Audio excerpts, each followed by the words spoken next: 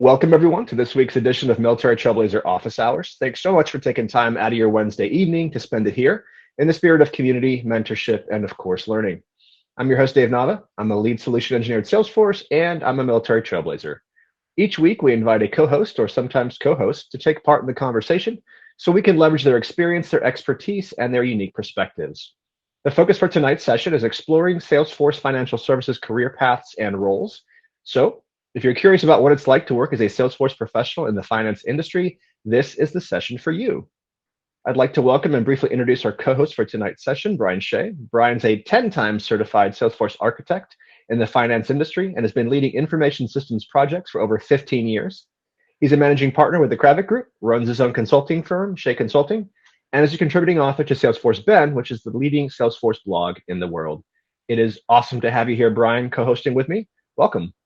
Thanks, Dave. Great to be with you. Very excited. Yeah. Would you like to go ahead and share your Salesforce story and provide a bit deeper of an introduction? Yeah, absolutely. Yeah. So I've been doing kind of systems work for almost 20 years. And in 2012, I've been working at a large financial institution. I can talk about that a little bit more later, but about 10 years ago, I was working at a financial institution and decided I kind of wanted to strike out on my own. So I started independent consulting then. And very soon thereafter, actually my first project doing that, I got into Salesforce. So, and it has been fantastic ever since. So that's my story. Nice. Yeah, I love it as well. Obviously, there's so many different things you can do in the ecosystem. There's really a home for everyone. So for those joining for the first time, I always like to briefly explain the purpose of these office hours before we open the floor for questions and discussion. So if you're joining for the first time, welcome. These discussions are an informal get-together for gathering with military trailblazers as well as allies. Everyone's welcome to attend to explore non-technical Salesforce career and branding related topics to help you achieve your professional development and your career-related goals. So for the next hour, this is your opportunity for collaborative mentorship. Everyone on the call is encouraged to step up and help ask and answer questions from your perspective, which of course will provide additional diversity of experience to the answers given. Throughout tonight's session, please do keep an eye on the chat window. I always post links there for knowledge articles, employment opportunities, volunteer opportunities, just interesting tidbits from the Salesforce world. So keep an eye out for that. And I'll also be sharing Brian's contact information. If you'd like to ask a question at any point during today's session, please feel free to do so. If you don't feel comfortable speaking up, you can also post your questions in chat. No worries there. And I will do my best to both monitor chat for those questions as well as to call on people who have their hands raised using the Google Meet application. And then finally, this is a kind of a new thing that I like to add in consideration of folks that may be asking sensitive questions. If you have a sensitive question you want to ask and you would prefer it not be recorded, just let me know beforehand that you want it off the record, and we can go ahead and remove that from the recording. Letting me know afterwards makes it very difficult because obviously it's already been recorded and we've already edited it. So with that in mind, we'll go ahead and Brian, did you want to conduct a quick informal poll? Yeah.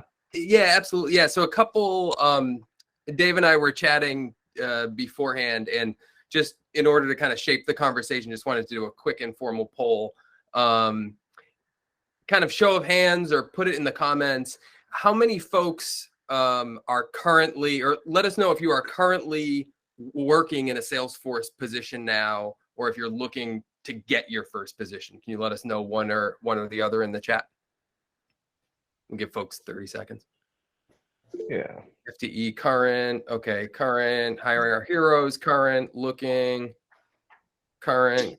Okay. So kind of a mix. Probably a little bit more current, but a mix. Okay. And then in terms of financial services, how many folks are currently in financial services? Let us know. Currently in financial services, aspiring to get into financial services, or don't really care either way and just want to learn more about financial services. So if you can let us know in the chat. Current, want to learn more. Okay. Hiring our heroes in financial services, learning more, want to learn more. Either way, neutral. Cool. Accredited partner and waiting for a position. Awesome. Okay. That is super helpful. David is cool. David is cool. Like to hang with him. Yes. You know. Can you say that again when my kids are here?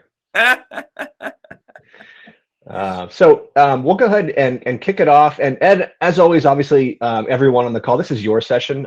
I just helped to co-host it. So if at any point you want to take over and start asking questions, that's the whole point. I will get us started though. And just to kind of, wave top level, I know we talked briefly about your Salesforce story, but what were your initial motivations for choosing financial services career path? And then also, what keeps you there? Yeah, that's a great question. And so the reason why, so I started working in financial services in 2007. I worked at a company called State Street Global Advisors. They're one of the big money management companies up there with what used to be called Barclays and Vanguard and companies like that. So I got into it because I was really just interested in the subject matter of financial services. I thought it was cool. I thought managing money was interesting, and how you calculate the returns and all those things I thought was very, very interesting. It also so happens students of sort of economic history might remember 2007, 2008, not the greatest time for financial services. So I was worked for that firm from 2007 to 2012. Those were tough, stressful times. So it was kind of like a trial by fire a little bit there. And I really enjoyed my time there. Really enjoyed like the subject matter of it. I also have to say, at the same time that I enjoyed the subject matter of it, it was a big firm, a big hierarchical firm. And that wasn't such a great fit for me. I did well there. Like, I got promotions and things like that. But when I left, I became kind of an independent consultant, and that was a much better fit for me. I'm kind of somebody that isn't a huge hierarchy person. I like to kind of be able to do my own thing. So the idea of sort of taking the subject matter in financial services, but then sort of adjusting and finding a path that was a better fit for me in terms of a role was kind of an important insight. And then getting into Salesforce allowed me to was another very positive thing that I can talk about. But yeah, that's how I got in, and why I was in, and why I'm still there. Yeah, and it's interesting. It begs the question, when you're looking at consulting roles for financial services or really any other consulting career path, you have to kind of choose carefully between the type of company that you're looking into. So obviously, there's the large, the big five, like the PwCs, the Deloittes, that have, ginormous staffs, and they're spread all over the world. And then you've got, in the middle, you've got the smaller firms, maybe the slaloms and things of that nature, all the way down to your boutique firms, and then to individual consulting, and pros and cons with each, from travel model to work at home opportunities to the benefits of the resources. So yeah, there's a lot of factors to consider. Yeah, and I would say too, like they're all different, and it's hard to know which one you like and which one's a fit for you until you kind of try them out. If you had told me, 15 years ago or something, that I'd be sort of an independent consultant or working with, small consulting firms that I started for 10 years, I would have said, no, I'm cool with having a job. But once I tried it out, it was something that was a fit. But I wouldn't have known that unless I tried. If I sort of tried to like think about my strengths and what I liked, I would have had a guess, but it was important to kind of try some different things. Yeah, for sure. Yeah, and that's why I always encourage everyone to test drive potential career paths, which is why the Hiring Our Heroes Fellowship is so great, because you get 12 weeks to try out what a consulting firm to see if it's a good fit. And then if it's not a good fit, obviously, you have options, because now you have work experience and you can leverage that to maybe move somewhere else, as well as improved network of connections. If you're curious what the Hiring Our Heroes Fellowship is, feel free to throw that in chat. There's a lot of folks here that are current, previous, and potentially future members, and would be more than happy to chat about that with you. Yeah, and I'd say, Dave, too, the other thing that was, you mentioned Hiring Our Heroes and that kind of being a vehicle to try out some things. I think one of the things, particularly early in my career, it's now that I'm a consultant, I kind of take for granted the ease of being able to work with different companies and talk to different people and try things out and get feedback. But particularly earlier in my career, there was fewer opportunities to do that. Like I had one job, I couldn't just jump around and do different jobs. I couldn't try out different companies, but I found the Hiring Our Heroes program sounds fantastic. Like you get short kind of sprints in different things. But I found when I was going from full-time to independent consulting, doing a lot of like informational interviews with people, like reaching out to folks and having conversations, and you kind of get the good, the bad, and the ugly of people's experiences, and it can be super insightful and make, when I worked at State Street, everybody I worked with were generally people that had worked there for a long time. So the idea of doing something independent felt like nobody does this. Nobody leaves the company and does something independent. But then you go and you talk to people and it's like, no, there's this whole community of people who do this every day. Like it's not a strange thing. You just need to talk to the right people and get into the right community. So, Yeah. And it helps to have inspiring folks on the show, such as yourself, who's actually done it. We had another guest, Mary Crozier, who actually started her own consulting firm for part-time military spouses, and that's been a great success. So, it is possible. And if you're going to do it, then you want to reach out to folks like Brian to ask those questions to help you get started. Yeah. So we'll go ahead and I just wanted to address Ali's question. He's asking for about the gift code for the exam. I'm not sure if you went through a specific program, but the only gift codes I know come from specific programs, and then you can also win them sometimes on Trailhead. So no, other than that, not sure about a gift code. As we're talking about the different sizes of firms, the Kravit Group is actually a boutique consulting firm. And for those who don't know, obviously it's in the financial services industry, and they're a Salesforce partner. Could you, Brian, share some details about the type of work you do there? Like the customers you serve, the type of projects you engage in, all that kind of stuff? Yeah. So I should start with 10 years ago when I started independent consulting. When I originally kind of went into it, like I said, the first project that I did was a Salesforce project. And I kind of went into it with the idea of not being a Salesforce expert, because I hadn't worked really on Salesforce before, but on being a business analyst. So gathering requirements, working with stakeholders, business process things. That was kind of my, kind of what I did. And that's how I got that first consulting gig. And that was my plan for consulting in general. And then I got into Salesforce doing, kind of more admin type things, BA, admin. I had a background in kind of data architecture, so that was a piece of it as well. But it was like Salesforce admin work. And then the more I did Salesforce admin work, I got more into the architecture space. And now what we do as a firm is we don't really do admin work or kind of the building side of Salesforce anymore. What we do is kind of architecture. So we work with companies that have admins, but they don't have an architect necessarily, and they need help on a particular project or help to kind of rationalize their whole, Salesforce infrastructure. So we do that kind of work. And we also do what we call like advisory work, right? Where a company is saying like, we're trying to do this Salesforce project and we don't know if we should do it internally or if we should hire a vendor to do it, or what should our strategy be to kind of do this project. So we kind of help them with that, and kind of road mapping and things like that. So that's what we do now. It's very different than what we even did like 5 years ago, where it was more the building. Now it's more of the architecture and advice side of it. Does that make sense? It does. And there's a lot of need for that in the ecosystem, because I've sat in on customer calls where they have a pretty deep bench of developers and folks that are admins, but they're looking for, that overarching guide to tell them what to build, how to build it.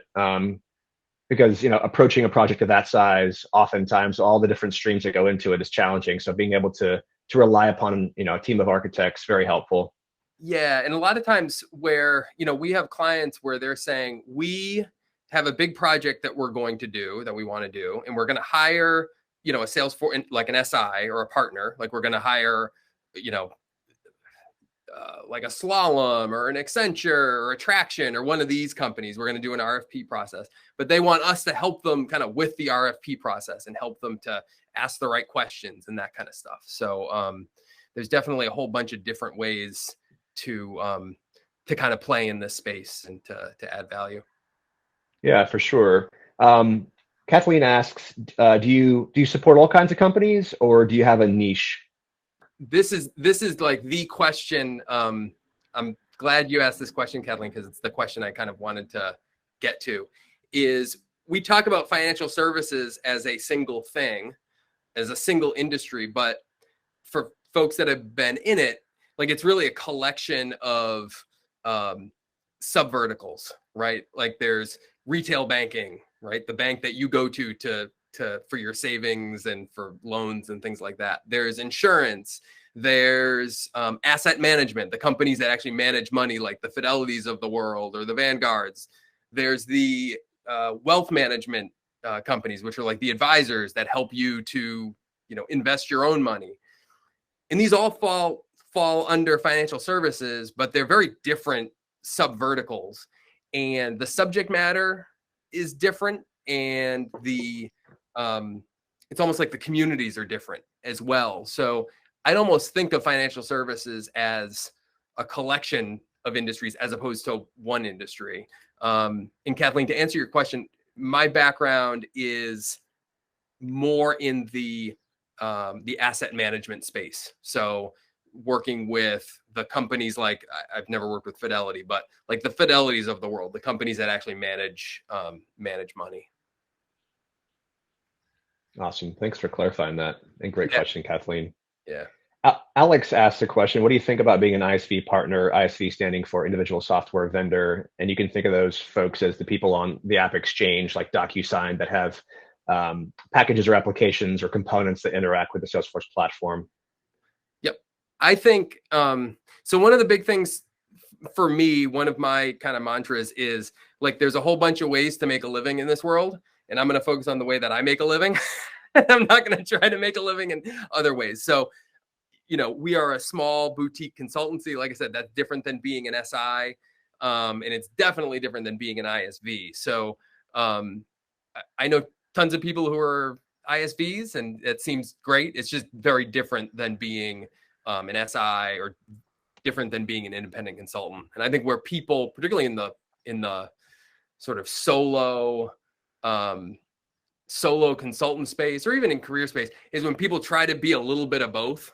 They try to be, well, I'm sort of a consultant and I'm sort of an ISV. Well, a lot of times it doesn't really work, because you're kind of not really either one. Like better, in my opinion, better to like focus on what you do and be good at it. So that's my thought. Yeah, you definitely can't do it all, especially in this ecosystem where it's so vast. Totally. Yeah. And it's like to be a good ISV that is its own thing. For sure. We're going to grab Kathleen's question, and then Laura, I saw yours pop in chat. We'll get yours right after. Go ahead, Kathleen. So I'm coming from the insurance industry and I'm recently in Salesforce. How do you handle all the regulatory just red tape in the industry with Salesforce? Yeah. So I think this is one of the benefits of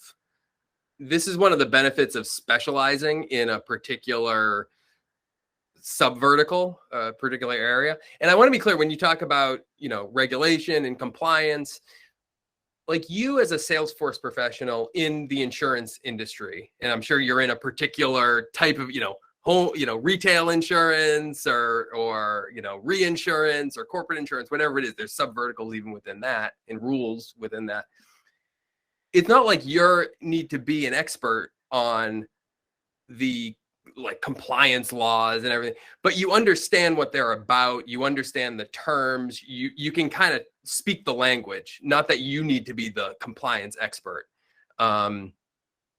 But that's one thing. The other thing that I found is, since Salesforce is such a leader in the CRM space, you have a lot of advantages because they've solved a lot of these problems for other big companies.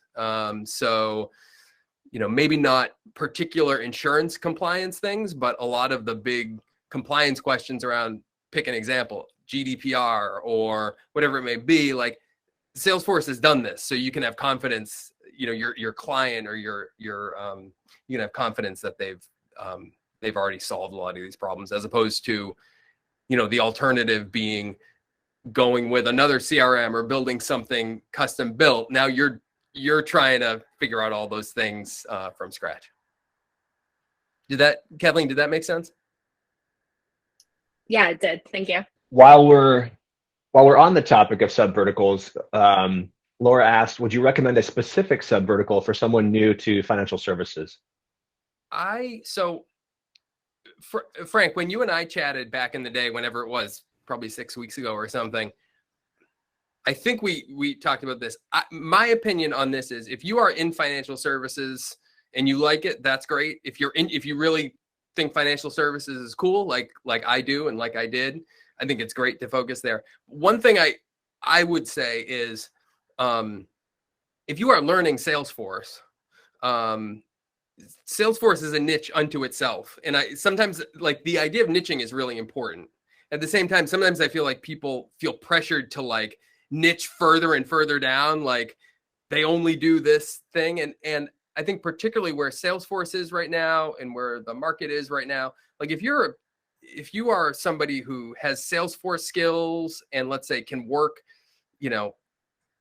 interpersonal skills to work with stakeholders and clients, like that in and itself is a fantastic niche. So, again, if you want to kind of focus on financial services, that's great. But it's not like, I know at times in my career, I've had this feeling of like pressure to like, am I niched down enough? And it's like, you don't need to if you don't want to.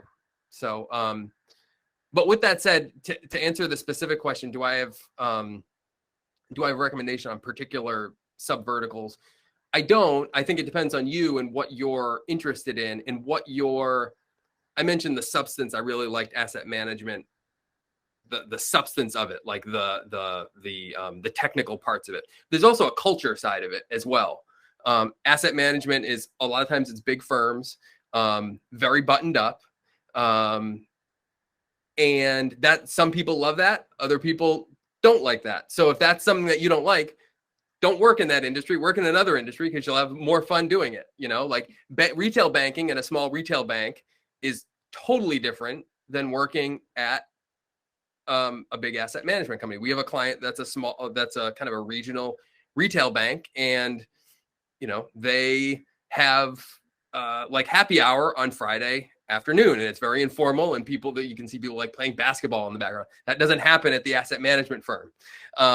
Neither one is right or wrong, but just know, like, the things that you like. If you're in a spot and it doesn't feel like a fit, and it feels too buttoned up or not buttoned up enough or too hierarchical or not hierarchical enough, know there's other places out there and there's other communities out there that you can plug into. So that would be my non-answer answer. It's a fascinating topic, the topic of niching, because obviously, it's a vast ecosystem, and there's pros for getting very, very specific and trying to narrow down kind of the body of knowledge that you're responsible for. But then, it becomes a question of risk too. What happens if the ecosystem pivots in a different way? Can you now broaden back out and be a generalist? And so there's definitely considerations to think about. You can be very successful as a very, very niched Salesforce professional, but again, you can be an admin or like myself, a solution engineer, and have a broad understanding of the platform, be successful as well. Yeah, and I think too, like, Dave, I think you're probably the same way. Not like we've talked a million times, but like, I do this kind of work because I like it, and I've done it for a long time, and I plan to do it for a long time. So I don't want to say I look at it like a craft, but it's something like I enjoy doing it and I want to get better at it. So I'm looking for things where it's like, where do my interests in the market kind of fit together? And that's a guess a lot of times, right? Like, you can guess that, I'll just pick an example. Like, CPQ is a thing. I'm interested in it. It's probably going to be here in 5 years. That's a good area to go into, right? And you kind of make a guess. And if a year in you find nobody's thing anymore, which definitely is not the case, it's the exact opposite, you kind of make an adjustment. But if you're learning and you're enjoying what you're doing, it's kind of part of the long-term mindset. Yeah, for sure. You definitely have to sit down with yourself and kind of figure out what your passions are and where your interest areas lie. For me, I tend to get bored if I'm doing the same thing over and over again. And so I like having a broader range of things to tackle in my role, because I can kind of sample from the full platform, and I'm getting radically different, questions, radically different requests for demonstrations that span the full gamut of the product portfolio. So I'm never bored. I'm always learning, and it's like I said, there's something out there for everyone in this ecosystem. You just have to figure out what best aligns with your passions and interests. Now, so we've niched our way down. What I'd like to do now is broaden our way back out and ask you, and this is it's a very big question, and then we'll get to some of the questions in chat after this, but what are the typical roles, career paths in the financial services industry, at large for folks that are just starting out, like broad brush? Sure. You want to talk, you want me to talk, how do you want me to talk Salesforce, technology related, or outside, or you want me to pick? Let's do Salesforce. Okay. And then we can see if anyone is interested outside that.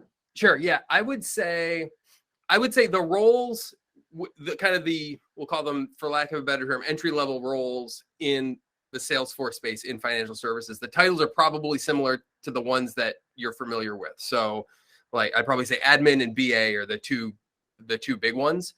I would say, this is a generalization, but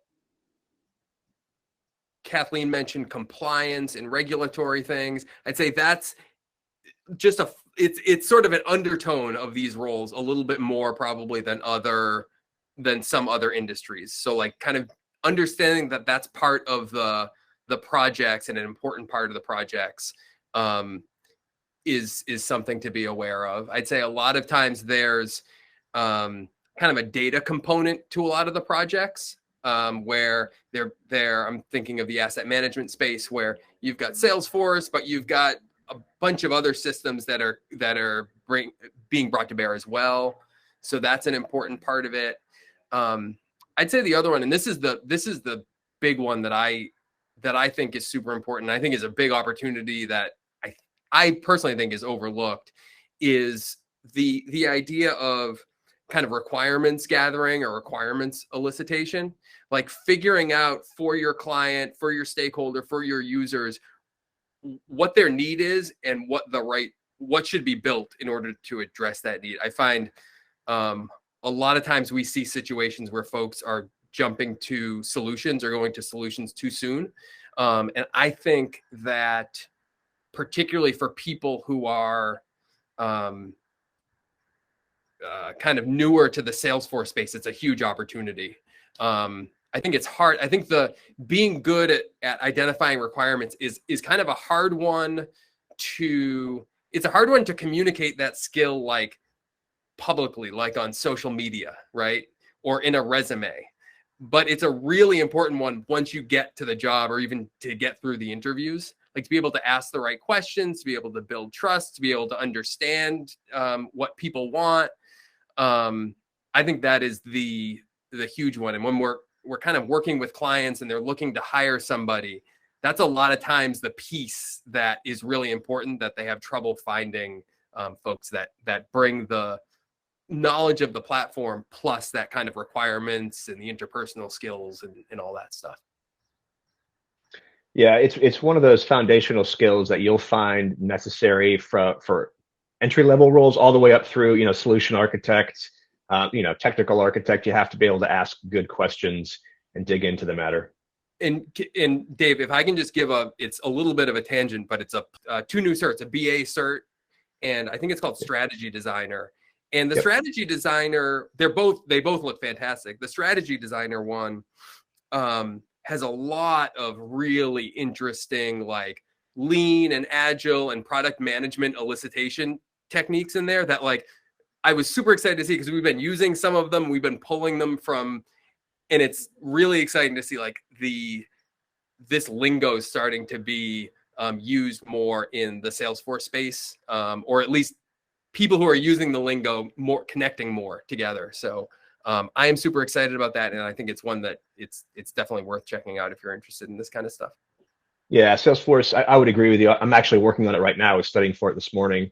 Salesforce is doubling down on their designer certs, from UX experience designer to strategy designer, and then that integral role, business analyst, all great certs. And so I want to back up a little bit here. We've got a couple questions in chat that I want to get to. Rhonda asks, what are your thoughts about nCino in the finance banking sector of Salesforce? Yep. And what do you know about that? Yeah. Let me see. Oh, yes. Okay. Sorry, I was reading Carrie's question. So nCino is a big time player in the banking space. So in that banking subvertical, and the place that they play is, so if we think of Salesforce as the CRM, right? And there's Salesforce, and there's also financial services cloud, which is the kind of the CRM piece.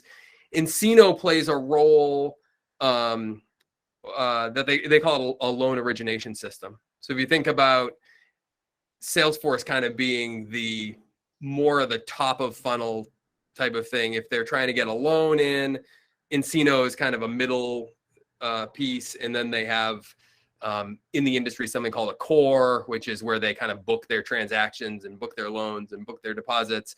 Probably giving you more information you want. It's all to say nCino is a big player in this space. I know Salesforce has offerings as well.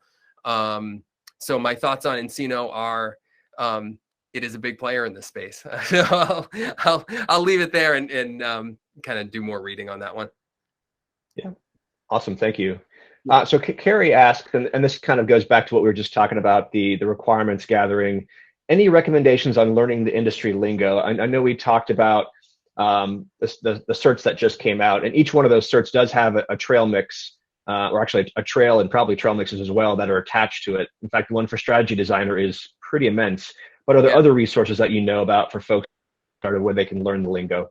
Yeah, so I would say a couple things in terms of regarding like defining terms. I would say I'm a little bit old school when it comes to the BA role, and like back in the day, I think the BA role was a little bit more. The idea was you are a specialist at helping companies elicit requirements.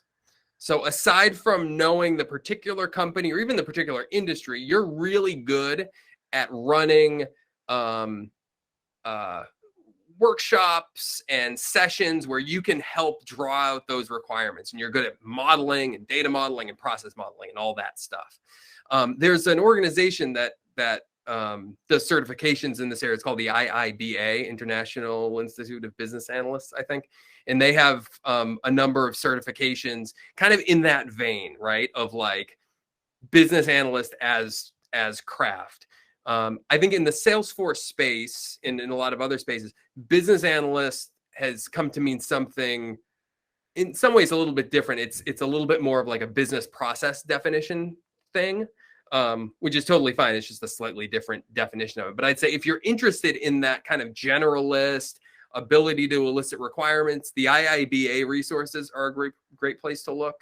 And obviously the new Salesforce cert is a great place. It looks like a great certification.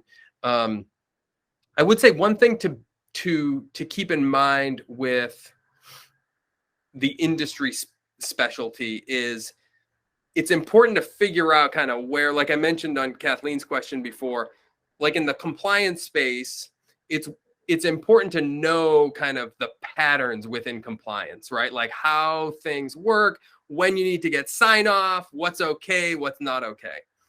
At the same time, you're not going to be the specialist at, any particular compliance thing. Like they've got a compliance department for that. You don't need to do that. So I think there's like a kind of a fine line to be drawn between kind of having your BA skills, having your Salesforce skills, and being up on your kind of industry lingo, but not necessarily being like the expert, definitely not being the expert in the room at any particular compliance area. To answer your question, I think within your particular subvertical, like there's industry magazines, right? Like within the asset management space, there's a publication called II, Institutional Investor. Like everybody reads it. It's the thing that it's like the Salesforce Ben of asset management. And it's the thing that everybody reads, right? So if you're interested in that space, that is a great way to know what the issues are, what the things are, right? Like the fact that we all, everybody in the Salesforce admin space is talking about migrating to Flow. That's the thing. Like everybody's talking about that, right? Within asset management, there are things like that, right? And they're talking about them in II and in other publications. So I think whatever subvertical you're in, it's worth doing an hour of research or 2 hours of research and figuring out like, okay, these are the top 5 publications that everybody reads, and just put them in your news feed and read them, and you'll start to learn the lingo. Yeah, that's great. I appreciate it, Brian. And Kathleen, thank you, has also put some quite a few resources in the chat there. So please make sure you do scan that. All right. So thanks so much for the questions in chat. Keep them coming.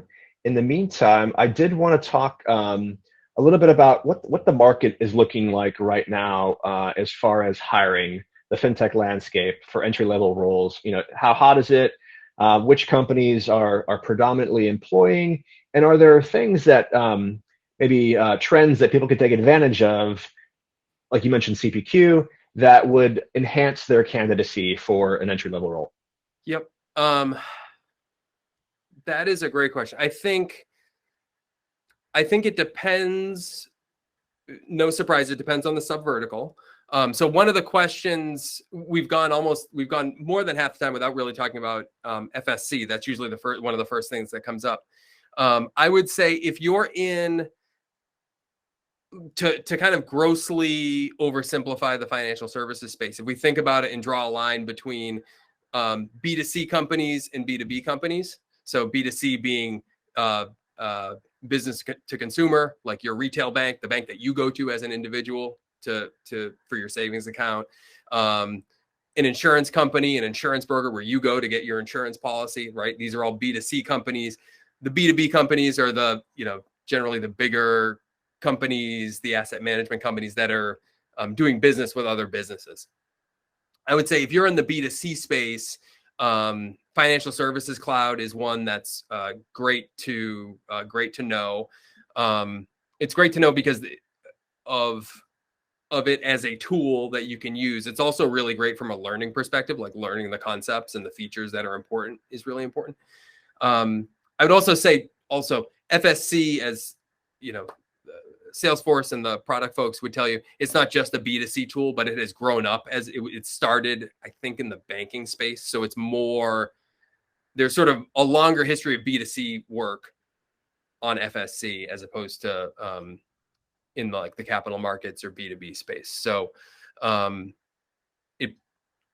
long story short, FSC plays everywhere, but in particular, it has a long history in B2C. So that would be one that would come to mind. I personally think Tableau is it's worthwhile to be aware of the capabilities there in the financial services space. I think that Tableau, as Dave and as other people on the call know who have dug into it, it's a big tool, and there are people that just do that and specialize in it. And I will also say, just for me personally, the concept of doing Tableau or Tableau CRM, the patterns are very different than doing Salesforce CRM relational database type stuff.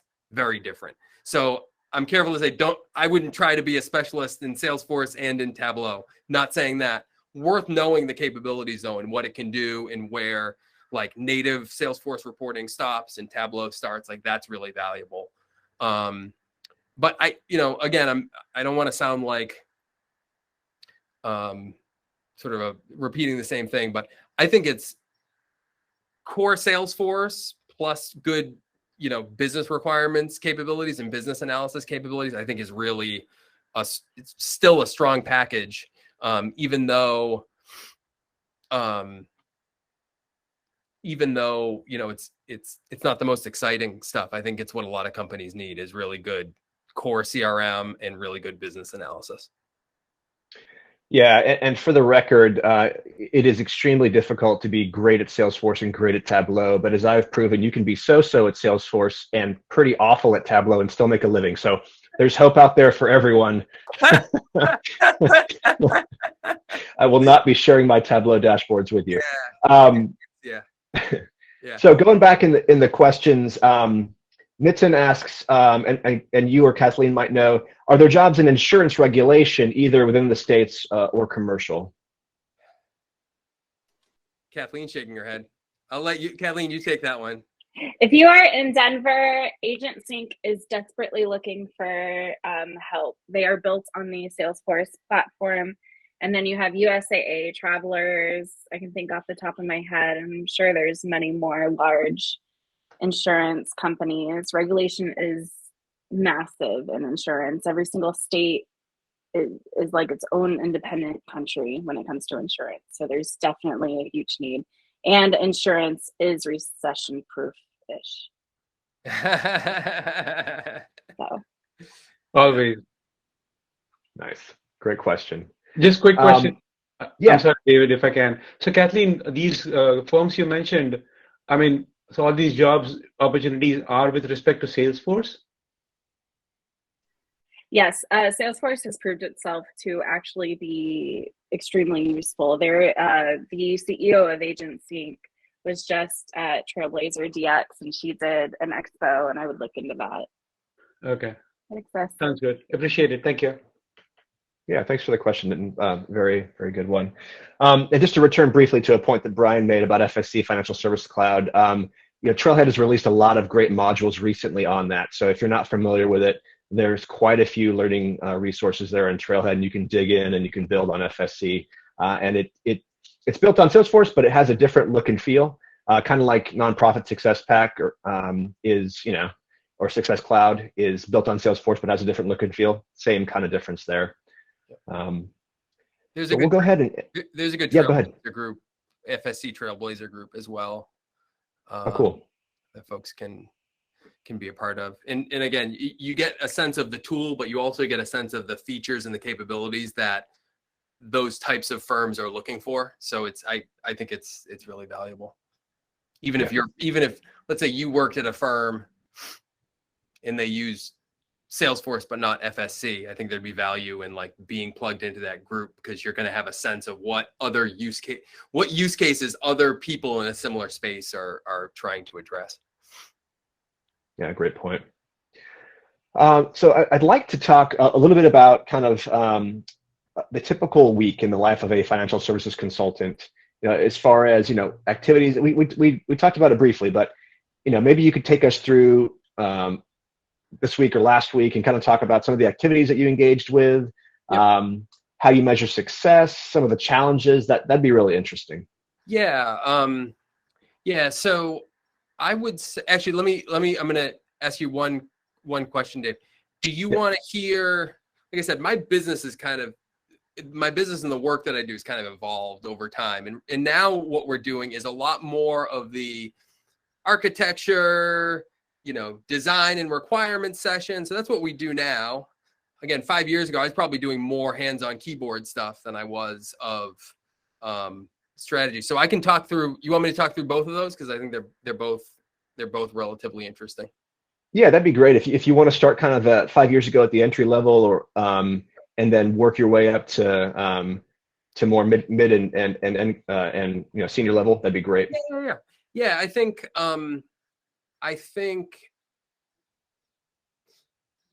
when I work, I'm going to be a little bit more frank. When I worked full time at a job, I did a lot more meetings than I do now as an independent consultant.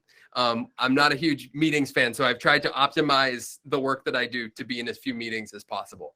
That's not always feasible, but back when I worked at a company, there was a lot of meetings and a lot of figuring out, okay, what do people need and what's the status on things and that kind of stuff. As time went on, I think meetings are super important, particularly when you're trying to build trust or when you're trying to, figure out what folks need. But we work really hard to make sure that our meetings are targeted, and they got an agenda and they've got the right people in them. If we're doing and this is for now, and this is for 10 years ago, and this is for 5 years ago, when we're trying to figure out what a user or a stakeholder needs, trust is like, you can't do that without building trust with somebody, right? Because there's the feature that they need, but there's all the other underlying things. There's the political landscape that exists. Every organization has political dynamics, right? There's the political landscape. There's the what's worked in the past and what hasn't worked in the past. There's the user aspect, like different users have different comfort levels with, some are late adopters, some are early adopters. These are all the intangibles that it's hard. You need trust. You need to build trust in order to get that out. And it's hard to do it in a big meeting, right? Like if you're trying to have a discussion, if me and Dave are trying to talk about the details of a solution and there's 10 other people there watching the conversation, it's hard for Dave to be able to say, hey, this user has struggled with new technologies in the past. Like that's probably not something that's going to come across clearly because there's too many folks in the room. So being really thoughtful in terms of kind of how we build trust, enable those conversations to happen, whether they're in meetings or offline or whatever. That's a really important part. Like I mentioned, we've kind of evolved to be doing less of the implementation stuff, but I'd say 5 years ago, I'd spend a lot more time kind of building and testing things. So building something in a sandbox, prototyping it, working with, maybe end users or something to see if it was something that they liked, but or something that they needed, but a lot of time prototyping things out. And now I'd say less time doing that and more time helping our clients to do that. So helping the teams that we work with to do that. And we do a lot with, okay, how do we have really good like strategy sessions or joint design sessions? How do we help admins and their teams like think through best practices in terms of like using sandboxes and, continuous integration, continuous development, or continuous deployment.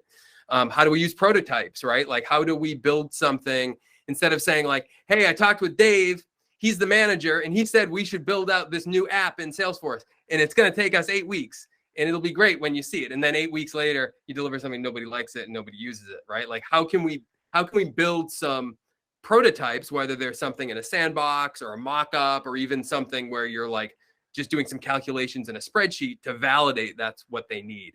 So we do a lot of that kind of work now. So that's kind of a flavor of what today looks like. Yeah, that's interesting. And I was actually exploring prototypes just this week, taking the strategy designer trail, and I had a customer come to me with a dashboard requirement, and then the partner is asking for something different, and then my internal team is asking for something different. So the only way to clarify all that virtually is to come up with a prototype and share that, and then get the feedback and iterate. So yeah, a great tool. Yeah. And there's nothing more, well, there are things more deflating, but it is very deflating to have a situation where, hey, we worked on this thing for, I said 8 weeks, but I mean, we worked on this thing for 8 weeks, 3 months, pick a number, and you launch it and it's not what folks needed. That happens all the time in this industry. The Salesforce space is better than other IT spaces, but even in the Salesforce space, like prototyping is a huge opportunity for us to be more effective with launching features that people need. Yeah, and it all goes back to that foundational skill we were talking about earlier about asking good questions. You ask good questions to eventually build the prototype, align on a common understanding, so that you're not wasting your time and others by building something that doesn't resonate. Yeah. And to your point, that happens on my team all the time too. Yeah. And there's definitely strategies that you can use, like prototypes, that will help mitigate that concern. For sure. Prototypes, pilot programs, that's another good one, right? Like take a smaller, okay, there's 100 users that are eventually going to use this. Why don't we take 4 and have them use something to start off? Much easier, much faster. You don't need to build a big training program. It's like you can sit with those 4 people, see what works, see what doesn't, and then expand that feature out more. Yep. And prototypes, the great thing about those is, they can be back of a cocktail napkin. Totally. I use Google Slides, but very quick, just freehand or free drawn. Yeah. Very simple tool.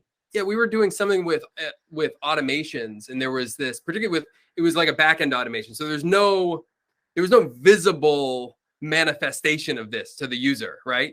You type in some things, you click submit or click save, and then some output is spit out, right? There's nothing to look at to say, is this correct or is it incorrect, right? So what we did is we built out the calculation like in a spreadsheet, and we put it in front of the folks, and they said, yep, this right, wrong, right? So we fixed that one, but we didn't need to build everything out to figure out that, hey, here are the 5 scenarios. We got 4 of them right, we got 1 of them wrong. Let's fix that before we build it. It's like an afternoon instead of weeks and weeks. So Yep, exactly. We've got a few minutes left. We do have a couple questions in chat. So Carrie asks, as an independent consultant, how do you build your pipeline? It's a great question.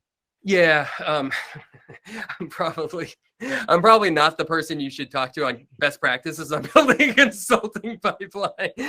I feel like my friends who do this kind of work are somewhere chuckling that I get this question. I am very much I have my network. I'm a word of mouth. I get most of my business word of mouth. Best practices in the independent consulting space would be that you would be doing more marketing activities, probably more content creation. That would be the best practices answer. But if you want to know what I do, I network with people a lot, and I work with people I like. I've worked with people I like throughout my career, so I keep in touch with those people because I like them, and I like to be in touch with them. So it's a very much an organic thing, which is, it's worked for me. Awesome, thank you. Yep. Question from Brenda, and I'm not sure if there's folks on the call that can answer, but it's what are your thoughts on Salesforce DevOps, and how can a developer switch to DevOps? Is it a good independent path to go for the Salesforce ecosystem? So before we dig into it, I would just say, yeah, it's absolutely a growing career path. There's a lot of interest. There's a lot of opportunity there. If you take a look at the YouTube channel, we had Capado on a few months back, and there's a great recording with the Capado team that digs very deeply into DevOps. And we also had Brooks Johnson there, who's a developer, as well as Adam Best, who's an architect, and they went back and forth at length. So that's a great session that will directly answer that question. Additionally, on June 1st, we're having Adam Best back on the show again with Jordan Nelson, and they'll be talking about branding, but obviously, if you ask Adam a question about DevOps, he's going to know the answer. So with that, I'll turn it back over to Brian and the group to see if anyone wants to weigh in on that. I would say with kind of similar to the answer on Tableau, where there's being a specialist in it and there's having some familiarity with it. I would argue that DevOps is something that is great. Even if you're not going to be a dedicated DevOps engineer and just do that, I think as an admin, that's something that's great to understand. And I think that's more and more where orgs are going to be every org is going to be going in that direction, or more and more are going to be going. So I think that's going to be something to understand the capabilities and the patterns and how it works. I think is going to be important for everybody. But that doesn't mean you need to be just doing Salesforce DevOps and that's the only thing you do. It's kind of part of your toolbox and something you're familiar with. By the way, you said Brooks Johnson? Yes. I don't know him personally. I think you're Boston area. He's Boston area, right? Yeah, he's in the area. Yeah, mm-hmm. I don't know him, but I love his content on his developer content on LinkedIn. I think I'm not a developer, but I think it's very interesting, and his stuff is super cool. Yeah, he's a self-taught developer. He's got a YouTube channel. If you're interested, Brenda, you can take a look. I think it's Brooks Johnson, Salesforce developer, I think is what the title is. But he really releases content all the time, and to Brian's point, it's very interesting stuff. Iris points out that Capado has a free military program. Great point, they do. But the interesting thing about DevOps is that regardless of whether you want to implement Salesforce as a solution or you want to work for a partner in the ISV realm, like a Flowsum or a Capado, there's opportunities out there in both realms. It could either be your main function, or it could be a corollary side function that you do in addition to your regular development work. Mm-hmm. So we've got a couple minutes left, and I want to ask kind of one more one more question. I always love to ask this question. And so if you could tell the group what's the best part of working in the Salesforce financial services space? What gets you up every day excited to kind of tackle the day and dig into problems with your customers? Yeah, so I definitely, my favorite thing is we work in technology, but it's the interpersonal thing. Like I said, I work with folks that I like working with, and the collaborative aspect of it, and working with people that I like and respect is the thing that I enjoy. Dave, you mentioned before, and I know you were, it's not true, but you said I'm a whatever, so at something and not good at Tableau or whatever you said. And I think that's, I think the skills are important, right? The Salesforce skills are important, but we're all in it's like the trust business, right? Like you work with people, you build trust with them. And it's important to have the Salesforce skills, but the trust piece and the interpersonal skills and, doing what you say you're going to do and working with people that do what they say they're going to do. And, that's where, that's the thing that I enjoy the most. And I think there's a lot of careers have been built on that. So I think it's a great way to operate. Yeah, the team collaboration aspect is definitely what gets me up to. Some of the best demos as a solution engineer that I've built have been with a couple other folks that have jumped on the project, and we're riffing back and forth, and they're bringing up something I hadn't considered, and I'm learning from them, and vice versa. So it's a really rich learning environment, and one of the reasons that I'm so excited about what I do as well. We've got a couple minutes left, so I think we've probably got time for one more question from the audience. Pending that, though, and I'll keep my eye out in chat.